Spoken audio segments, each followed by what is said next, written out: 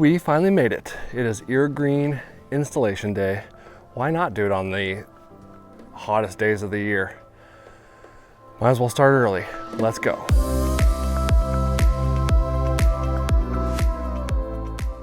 What's up, everybody? It's been a little while since my last video. People don't forget.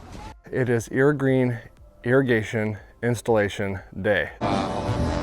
It is the new system that everybody is talking, raving about, and I am going to see what all the fuss is about. We are going to get this thing installed today. We're also going to install the sod. We're going to install the edging around the house. We're going to get this whole thing done today. I've got some topsoil that needs to be spread out, leveled, and then we're going to trench for the irrigation system, and then we are going to edge, fill in with bushes, and finish this up, and it's gonna look awesome. Okay, open your eyes. Whoa. As far as the irrigation system, this is a new system that I've installed a handful of irrigation systems in my life. This is one that I think is going to take 90% less time because of how simple it really is. 60% of the time, it works every time. The app that you diagram your zones on might take a little bit more time than actually installing it. I just tapped into the main stub that comes out of the house, copper pipe, 1 inch. That is key for Irrigation, is that 1 inch water pipe. You want to have good pressure, you want to have good gallons per minute, so make sure you check that before you get started. We're going to stub off of that. We're going to go 1 inch down, 1 inch all the way through.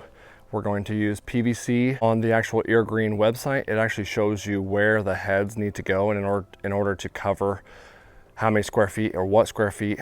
And we've got kind of a weird corner. We got 3 different corners of this house that we're covering. So it's going to be designed a little bit differently. Each head needs to go into like 1,000, 1,500 square feet. Again, depending on your gallons per minute. I know more than you.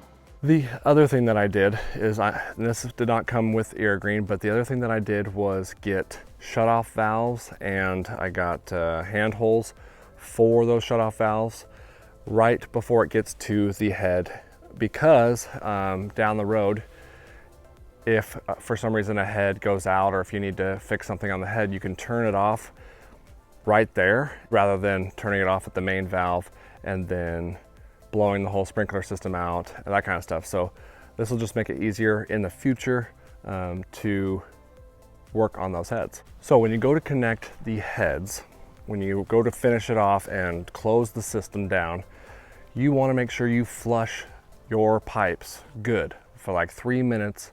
It actually says 3 minutes. It's science. That way there's no little rocks or sand, nothing in your pipes. Then connect your heads, and then you'll be good to go. You can put it in a brown paper bag and come put it in my hand, because I'm ready to eat. I think that Irrigation is going to take off because of how simple it is. You got 1 pipe, right? 1 head per zone. It's really going to take off. It's easy for the DIYer, as well as contractors can start doing it. It is a little bit more expensive than a normal system, right? If you got a zone that has like 5 rainbird heads, it's a little bit more expensive than that zone, apples for apples. But with this Irrigation system, you are pinpointing where the water is exactly going, and there's no overshoot on sidewalks or in the beds or onto decks or patios or into the street or anything like that. It's pinpoint accuracy, which eliminates all the water waste. You're going to save quite a bit more water and money. So in the long run, it will make sense to have this system. I think that when it gets more and more popular, the price might start dropping a little bit more, which makes it more feasible for the DIY or the homeowner. But for right now, you got to look at that water savings and think it might be worth it in the long run. Man, this is exciting. My kids have been out here. As you can see, I got big topsoil dirt. I don't know if you guys have ever built a new house, but I remember as a kid when we built our first house, man, the piles of dirt were just awesome. It was moon dust and it was just everywhere. We just would run through the moon dust and the piles of dirt. I remember that as a kid. So even though this isn't my house, my kids still have came out, and as you can see, there's footprints everywhere. Last night they got insanely muddy. Hey guys! Oh, big gulps, huh? All right. Well, see you later.